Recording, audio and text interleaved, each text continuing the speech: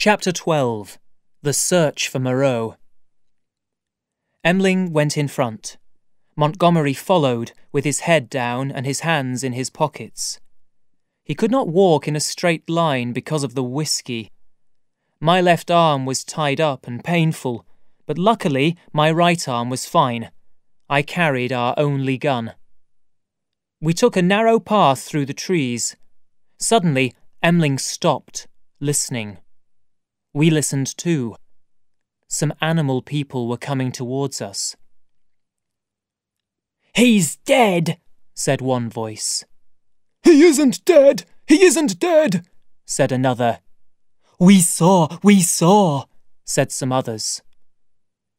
There was a few seconds' silence, then some crashes in the trees. Finally, we saw 6 faces: the ape man, the hairy grey sayer of the law, and 4 horsemen. "What did you say?" asked Montgomery angrily. "Where's the master?" They all looked at their friends. No one spoke. Finally, the hairy sayer of the law said, "He's dead. They saw." "Where is he?" continued Montgomery. The hairy grey thing pointed away to our left. "Is there a law now?" asked the ape man. "Is it still don't do this and don't do that? Is he really dead?" "Is there a law?" repeated his friends. "Is there a law other with a gun?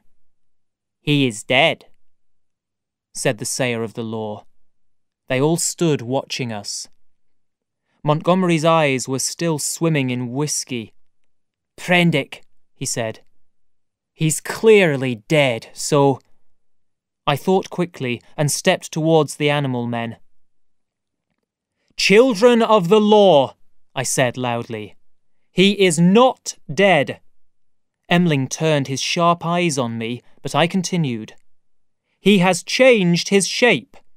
He has changed his body. For some time you won't see him. He is there." I pointed up to the sky. "You can't see him, but he can see you. Fear the law." They looked unsure. "He is great. He is good," said the ape man finally, looking fearfully up at the sky. "And the other thing?" I asked them. "The thing with blood and screams is dead too," said the sayer of the law. "Good," said Montgomery to himself. "The other with the gun," began the sayer of the law. "Yes," I said. "He says the master is dead." Montgomery was not too drunk to understand my purpose in all this. "He's not dead," he said now. "He's no more dead than I am."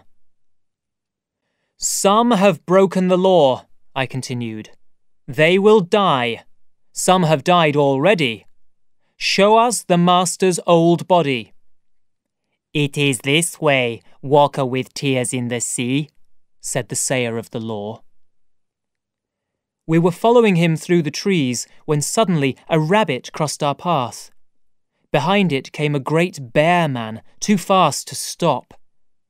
The sayer of the law stepped out of this monster's way. Emling jumped at it, but was pushed off. Montgomery turned to run. Quickly, I pulled out my gun and shot straight into the monster's ugly face. Its face was destroyed, but still it came towards us. It caught Montgomery in its arms as it fell to the ground, dead. Slowly, Montgomery shook himself out of the monster's lifeless arms. The sayer of the law came nervously to look. "You see," I said to him, "the law is alive. This man is dead because of the law. No one escapes." "No one escapes," he repeated. His friends joined him to look at the dead bear man. Finally, we continued our walk. At the west corner of the island, we found the dead puma. It was shot in the shoulder and half eaten too. Then, a few meters away, we found another body. It lay face down, its white hair covered in blood. With the animal men's help, we carried Moreau's body slowly back to the house. It was getting dark. We heard many strange noises through the trees, but we were not attacked again. Emling went off with the other animal men. Montgomery and I could finally talk. "We have to plan our escape from the island," I said. Montgomery was not drunk now, but his mind was very troubled. Life on the island without Moreau was impossible for him to imagine. "No one wants me in the real world," he said. "It's okay for you, Prendick, but this place is the only home that I have. And what about the animal people? The good ones?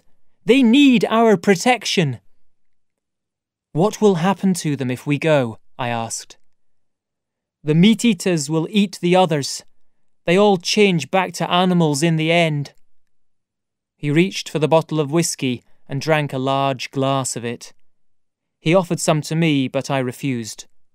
Another glass disappeared down his neck, then another, as he talked about the animal people. "Emling is the only person in the world who has really loved me," he said drunkenly. "Where's Emling? Where is he? I want to have a drink with him. Emling! Emling!" I tried to stop him. "You can't give him drink. He'll—" "Get out of my way!" shouted Montgomery. Suddenly his gun was pointing at me. I stepped back. "Everything's gone wrong," he cried. "Tomorrow I'll probably kill myself. But tonight I'm going to have some fun. I'm going to have a party."